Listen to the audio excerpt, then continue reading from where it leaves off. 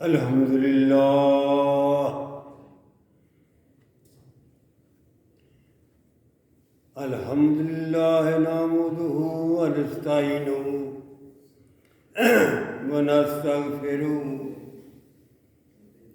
ونؤمن بہ ونتوکل علیہ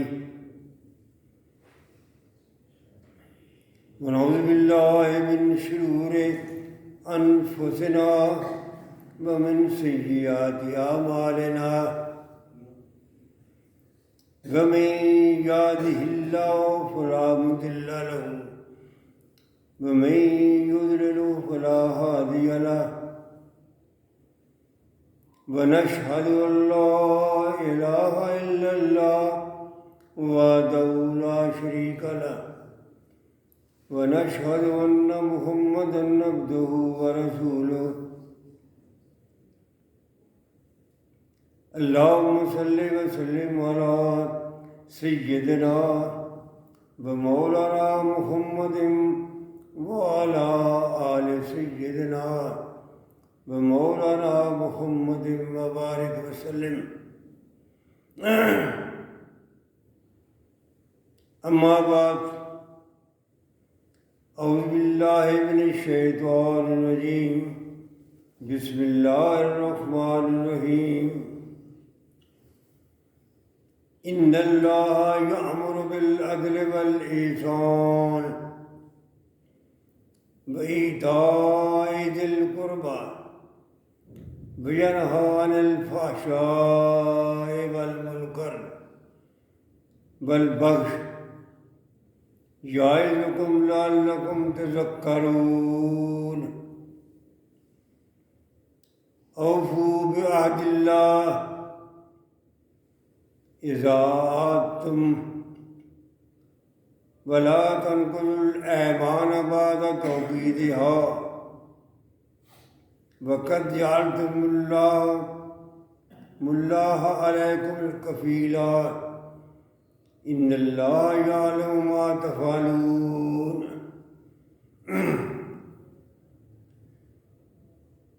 سامنے محترم، یہ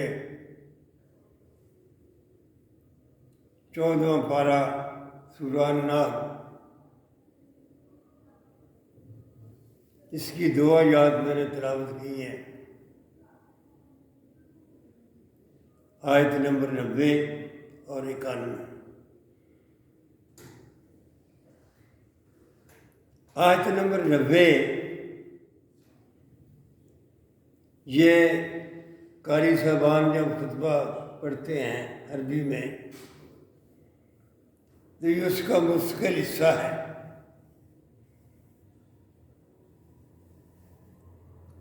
اس آیت کا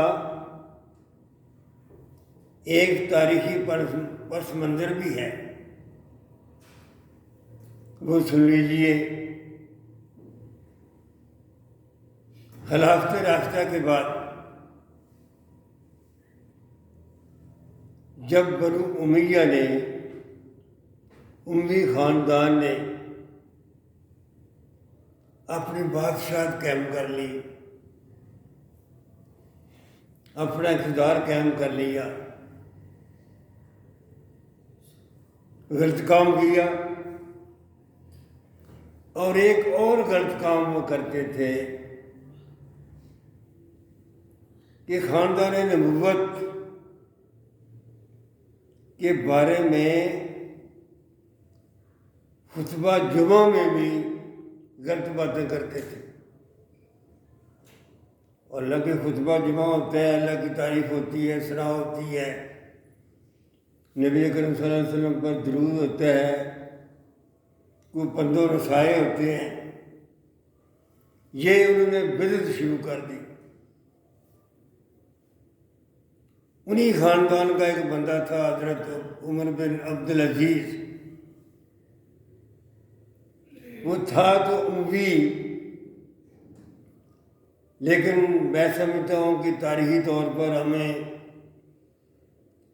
ہم عمر بن عبدالعزیز کو خلفائے راشدین کی صف میں کھڑا کر سکتے ہیں. انہوں نے اپنے دور حکومت میں یہ حکم دیا کہ خاندان نبوت کے بارے میں باتیں کرنا تو کوئی دین کا حصہ ہی نہیں ہے، یہ تو غلط بات ہے، یہ تو گناہ ہے۔ اس کی بجائے انہوں نے پرپوز کیا، تجویز کیا کہ قرآن پاک کی یہ آیت خود میں پڑھی جائے۔ تب سے لے کر آج تک یہ آیت مستقل طور پر جمعہ میں خطبہ جو پڑھا جاتا ہے اس کا حصہ ہے۔ اب آئیے اس میں اللہ تعالیٰ کیا فرماتا ہے، ان اللہ یامر بالعدل،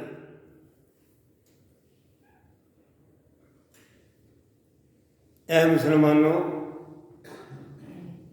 اللہ تعالیٰ تمہیں عدل کا حکم دیتا ہے۔ عدل، تین باتیں فرمائی ہیں حکم، اور تین باتیں جو منع کیے گیا ان میں پہلی بات یہ ہے عدل۔ اگر میں یہ کہوں کہ اس پوری کائنات جو اللہ نے پیدا کی ہے، کیا زمین، کیا آسمان، کیا ساری مخلوق، نباتات، جمادات، حیوانات، یہ سارا نظام عدل کے تحت چل رہا ہے،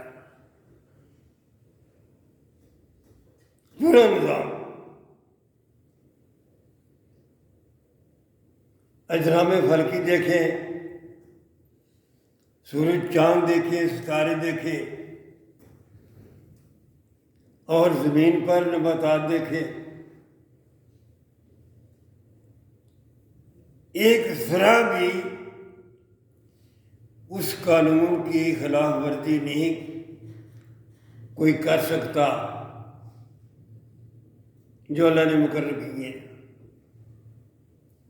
مثال کے طور پر میں آپ کو ایک مثال دیتا ہوں۔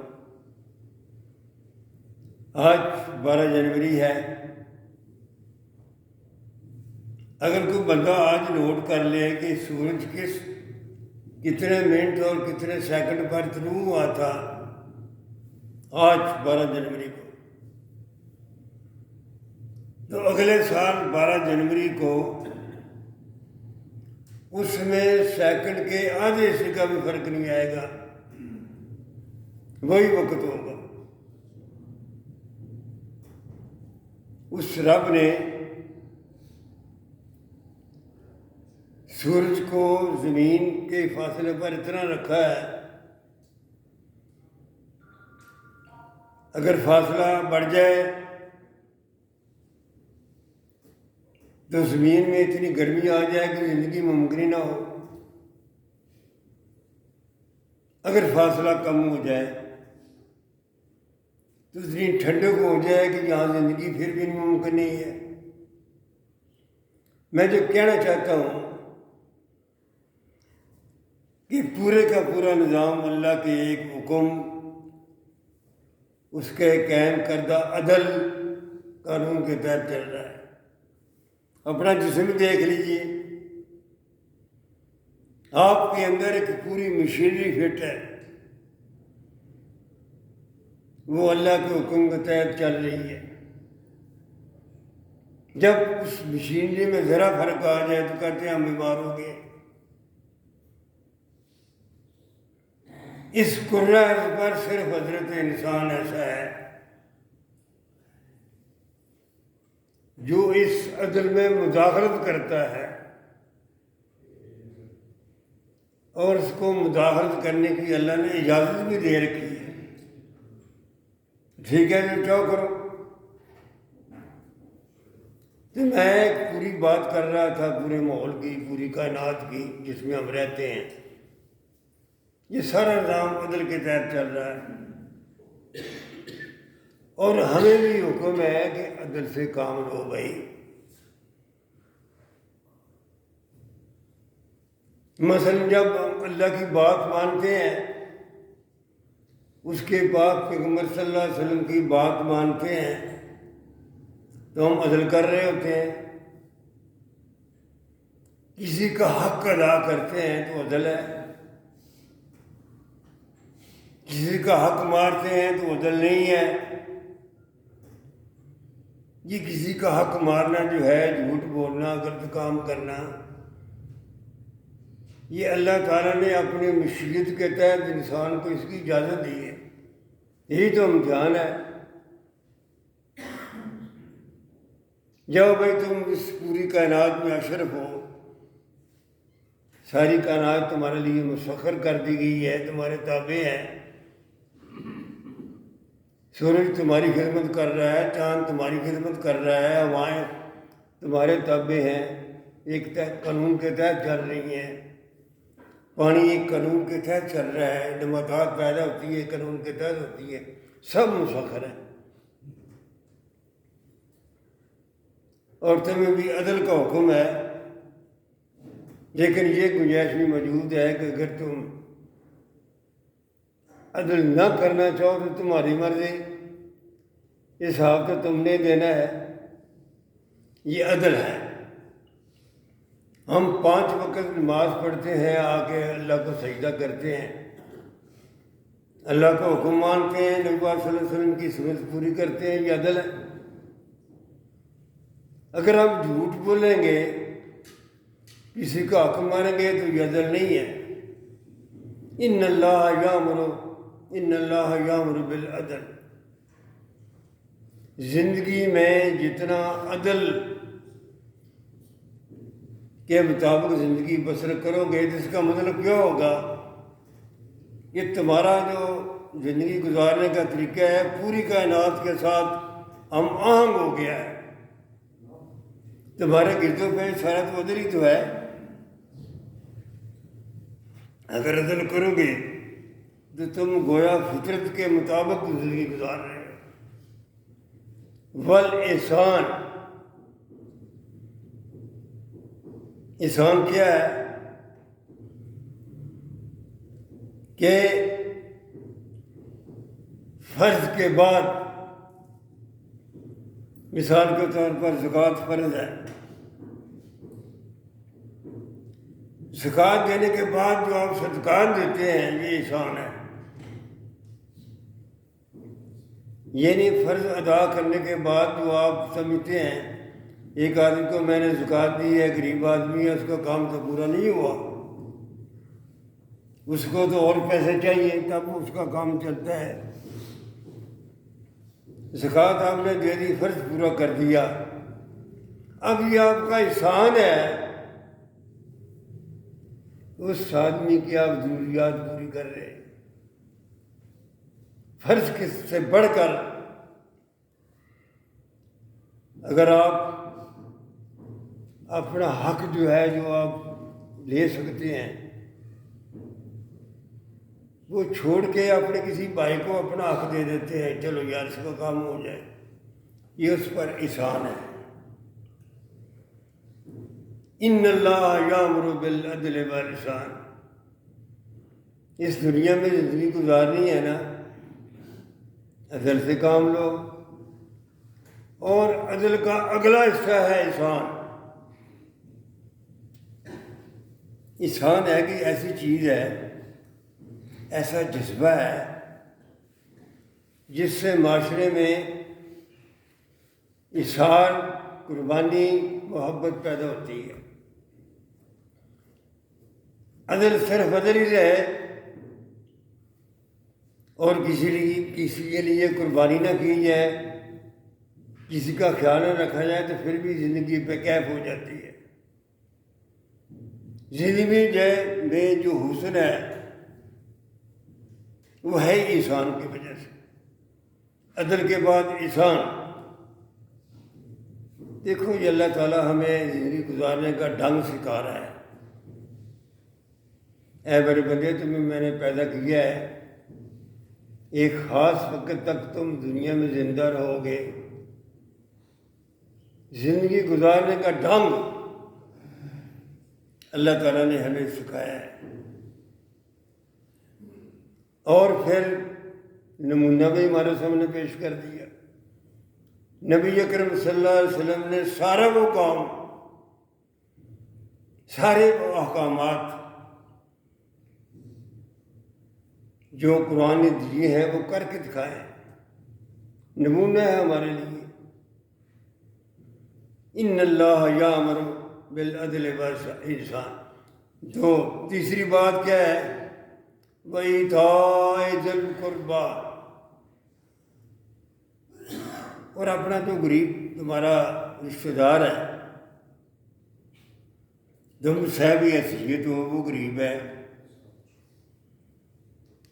اس کو دینا، اس کی مدد کرنا، اس کے ساتھ اچھا سلوک کرنا،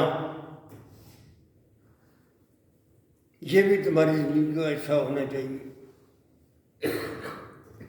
مدد کرنے میں صرف مالی مدد شامل نہیں ہے کہ اس کو غریب آدمی ہے تو پیسے دے دیجیے بات ٹھیک ہے، نہیں،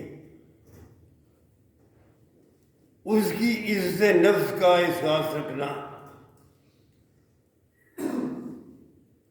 یہ بھی تمہارے فرائض میں شامل ہے۔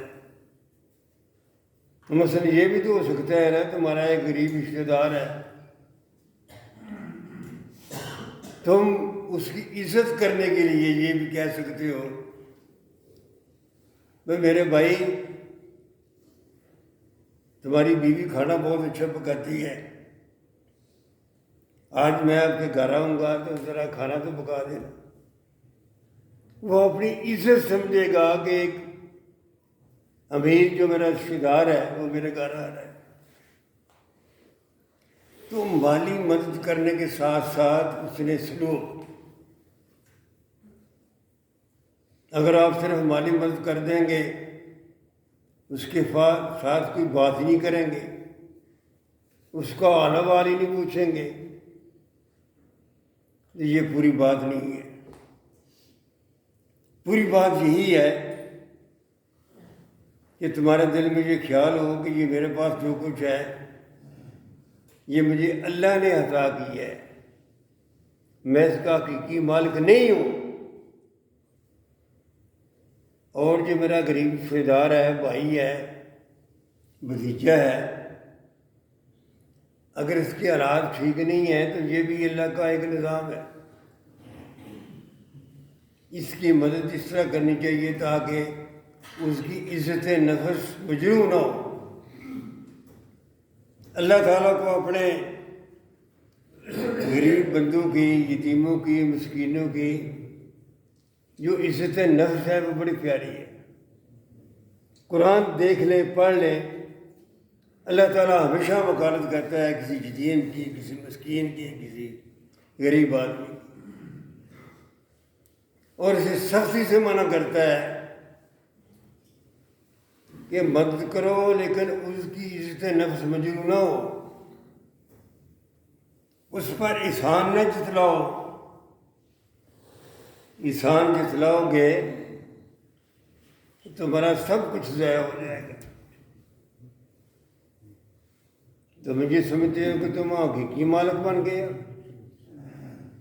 تم حقیقی مالک تو نہیں ہو نا، تمہارے پاس جو میں نے دیا ہے تم اس کے امین ہو،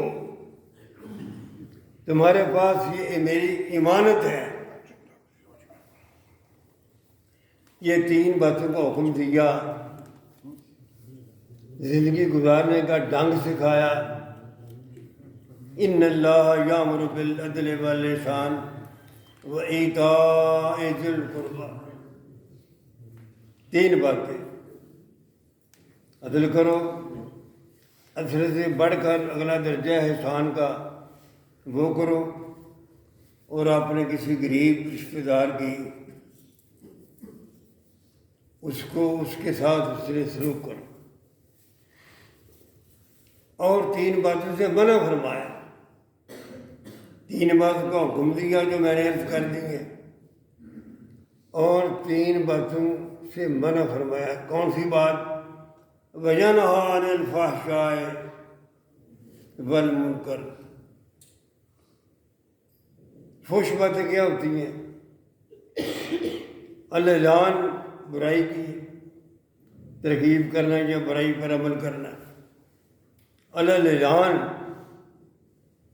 شراب پینا، اللعان، ایسے غلط کام کرنا جو سب کے سامنے کیے جائے،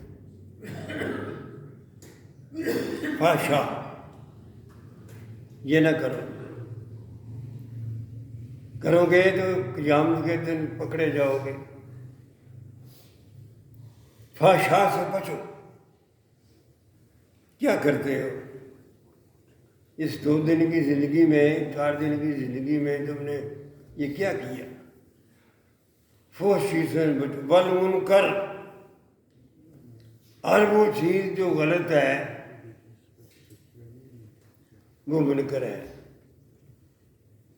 ایک آدمی جھوٹ بولتا ہے وہ منکر ہے، برائی ہے۔ ایک آدمی کسی کا حق مارتا ہے وہ برائی ہے۔ ایک آدمی رزق حلال کما کے اپنے بچوں کو نہیں ان کی پرورش کرتا، اس کے رزق میں رشوت ہے، غلط مال ہے، یہ برائی ہے۔ ہر وہ کام جو اللہ تعالیٰ اور اس کے رسول صلی اللہ علیہ وسلم کی حکم کے خلاف ورزی ہے وہ منکر ہے، اس سے بچو۔ والبغی، اور بغاوت نہ کرو۔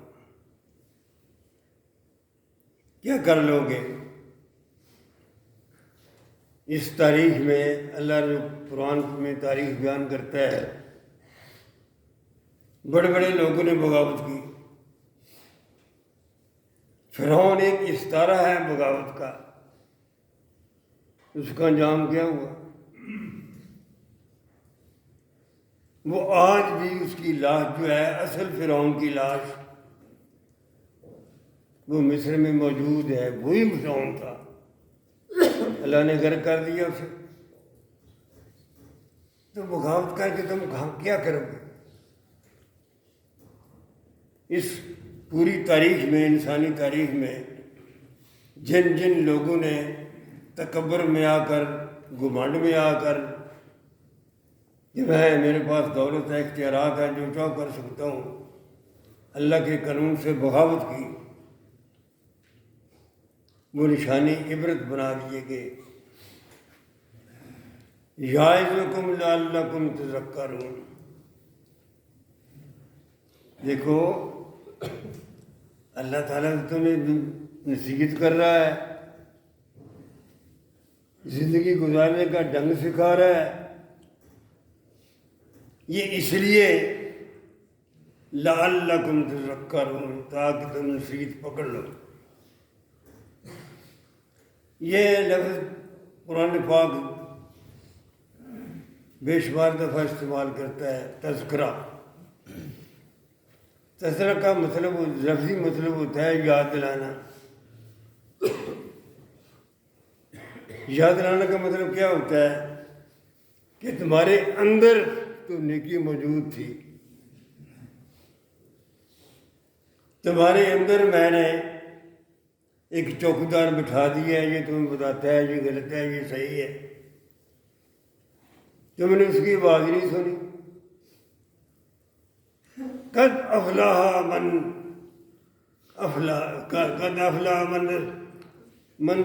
زکاہا، قد خاب من دساہا۔ تمہارے اندر تو سب کچھ موجود تھا، تمہیں پتہ تھا یہ کام غلط ہے، یہ صحیح ہے۔ اللہ تعالیٰ فرماتا ہے وہ کامیاب ہو گیا جس نے اندر کی آواز سن لی، ضمیر کی، اور باہر سے انبیاء کی بات سن لی۔ قد خواب من دساہا، اور جس نے اپنے ضمیر کی آواز کو دبا دیا تو نامراد ہو گیا۔ تو میں تذکرے کی بات کر رہا تھا، تذکرے کا لفظ استعمال کرتا ہے اللہ تعالیٰ، یاد دہانی کا مطلب، اس کا مطلب ہوتا ہے یاد دہانی۔ تمہارے اندر سب کچھ تو موجود تھا نا، وہ اللہ تعالیٰ یاد دہانی کرا رہا ہے۔ وہ یوم الست کا جو عید ہے جو ہم نے عالم ارواح میں کیا تھا، وہ بھی اندر موجود ہے، اس کو بروئے کار لانا یہی انبیاء کا کام ہے۔ لعلکم تذکرون، تاکہ تم نصیحت پکڑو۔ آگے اللہ تعالیٰ فرماتا ہے وَأَوْفُوا بِعَهْدِ اللَّهِ إِذَا عَاهَدتُّمْ، اللہ کے ساتھ ہم نے ایک وعدہ تو کیا ہے، اس کو پورا کرو۔ یہ کلمہ طیبہ کیا ہے؟ لا الہ الا اللہ محمد رسول اللہ۔ ہم نے اللہ کے ساتھ قید کیا ہے، یہ ہم دن میں اگر سارا نفل بھی پڑھیں، پورے پڑھیں، تو 50 دفعہ یہ اللہ سے عہد کرتے ہیں ایاک نعبد و ایاک نستعین۔ سورہ فاتحہ میں پہلے ہم تعریف کرتے ہیں اللہ تعالیٰ کی، پھر ایک عہد کرتے ہیں یا اللہ جب بھی میرا سر جھکے گا تیرے سامنے جھکے گا، تیرے سوا کسی کے سامنے میرا سر نہیں جھکے گا۔ ایاک نعبد، یہ بڑا وعدہ ہے۔ یہ دعائے قنوت کیا ہے؟ آپ کا ایک بیان حرفی ہے، کہہ سکتے ہیں قانونی زبان میں بیان حرفی ہے۔ وہ بیان حرفی آپ عہد کرتے ہیں اللہ تعالیٰ کے ساتھ، اللہم انا نستعینک و نستغفرک، سارا پڑھے نا، تو یہ ایک عہد ہے، بیان حرفی ہے جو آپ دے رہے ہیں۔ بیان حرفی کو جو ہم نے اللہ کے ساتھ عہد کیا، اس کو توڑو نہیں، پورا کرو۔ ہماری زندگی میں نبی کریم صلی اللہ علیہ وسلم کا یہ فرمان ہے لا دین لمن لا وعدہ لہ، جس شخص نے زندگی میں وعدہ پورا نہیں کیا اس کا دین ہی کو نہیں ہے۔ یہ دراصل جو ہم زندگی میں عہد کرتے ہیں کسی بندے کے ساتھ، یہ جو اللہ کے ساتھ عہد کیا ہوا ہے اس کی یہ ٹریننگ ہے۔ بندہ بندے کے ساتھ عہد کرتا ہے، جب پورا کرے گا تو ٹریننگ ہوگی کہ میں نے اللہ کے ساتھ بھی عہد کیا ہے۔ اگر اس بندے کے ساتھ جو عہد توڑ دیا ہے میں نے، تو اللہ کے ساتھ عہد جو ہے وہ تو خود ہی ٹوٹ جائے گا۔ تو اللہ تعالیٰ فرماتا ہے کہ جب تم نے اللہ کے ساتھ کو وعدہ کیا، عہد کیا ہے، تو اسے پورا کرو۔ نبی اکرم صلی اللہ علیہ وسلم اپنے خطبہ جمعہ میں یہ ایک مشکل فکرہ تھا، زبان رسالت پر جو آتا تھا لا دین لمن لا وعدہ لہ، عہد پورا کرنا یہ اللہ کا بھی حکم ہے، اور نبی کریم صلی اللہ علیہ وسلم اللہ کے محبوب پیغمبر ہمارے لیے یہ نمونہ ان کا بھی فرمان ہے۔ نبوت سے پہلے کی بات کر رہا ہوں۔ نبی کریم صلی اللہ علیہ وسلم کی جو 15 سالہ زندگی ہے، 25 سال سے لے کر 40 سال تک آپ مکہ کی بہت کامیاب تاجر تھے۔ حضرت خدیجہ رضی اللہ تعالیٰ کے ساتھ نکاح ہوا تو ان کا سارا مال و دولت آپ کے پاس آ گیا تھا، آپ تجارت کرتے تھے، کامیاب تاجر تھے۔ تو نبوت سے پہلے کی بات ہے، آپ کا ایک آدمی کے ساتھ سودا ہوا، عہد ہوا، تو اس نے کہا ٹھیک ہے آپ ٹھہریں، میں گھر سے جا کے پیسے لے آتا ہوں۔ آپ ٹھہر گئے، اسے 3 دن یاد ہی نہیں رہا، وہ جو آدمی جس نے وعدہ کیا تھا، آپ سے سودا کیا تھا، تو اسے یاد ہی نہیں رہا۔ نبی اکرم صلی اللہ علیہ وسلم یہ نہیں ہے کہ 24 گھنٹے وہاں کھڑے رہتے تھے، آخر رفع حاجت ہے، کھانا پینا ہے، سونا ہے، لیکن پھر آ جاتے تھے اس مقام پر جو آپ نے اس سے وعدہ کیا تھا۔ جہاں یہ بھی یہ بات ثابت ہوتی ہے کہ اللہ کے نبی کی زندگی نبوت سے پہلے بھی اتنی پاک ہوتی ہے جتنی نبوت کے بعد پاک ہوتی ہے۔ سبحان اللہ۔ تو وہ 3 دن کے بعد اسے یاد آیا نا بندہ آیا